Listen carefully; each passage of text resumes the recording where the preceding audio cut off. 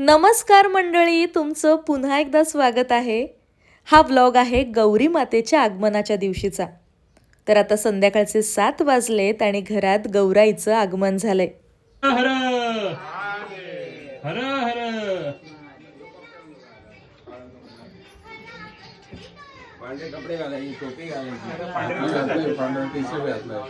संध्याकाळी गौराईचं आगमन झाल्यानंतर रात्री आम्ही गौर बांधायला घेतली।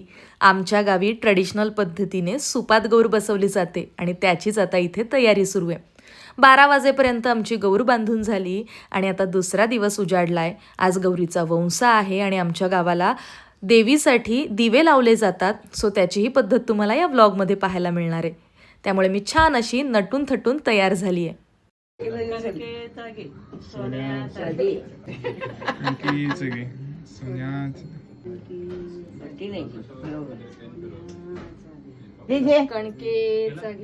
सोन्याचा दे. कणकीचं घे, सोन्याचं दे. सगळ्यांचा आदर घालून टाक, सगळ्यांना सुखी ठेव। आणि 2 हाताचे 4 हात होऊ दे, ठेव बी चांगलं होते, इंजिनिअरिंग नीट कंप्लीट होऊ दे, बिना बॅग लागता। तिथे मैत्रीण नाही भेटली तर कसा हसतोय मैत्रीण तास करत का वाजत नाही। चला आरती घ्या. मागितली इच्छा आता आरती.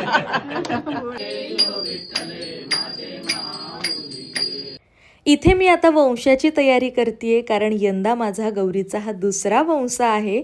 तर देवीला ओवाळून घेतलं, मग प्रतीकला सुद्धा वंसा दिला आणि त्याच्याकडनं मस्त असे पैसे सुद्धा घेतले। आता वाजलेत रात्रीचे 12 आणि आज आहे आमच्या पप्पांचा वाढदिवस, सो बर्थडे छान सेलिब्रेट केला। त्यानंतर रात्री 12ची आरती घेतली आणि मग प्रतीक म्हणाला की मी तुमच्या सगळ्यांसाठी मशरूम सूप बनवतो। आता बघूयात सूप कसं बनता येते। मग आमच्या शेजारच्या अंगणात सगळ्या बायकांनी छान असा फेर धरला होता, सो मी सुद्धा त्यांना जॉईन होऊन मस्त असा नाच केला आणि खरंच खूप जास्त धमाल आली। आज काय खाणार?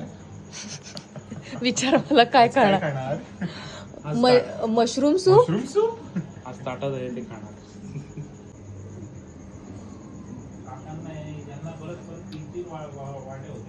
छान।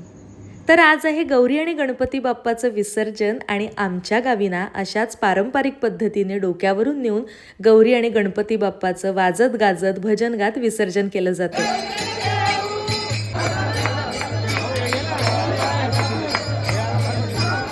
आणि अशा पद्धतीनं हा व्लॉग इथेच एंड होतोय।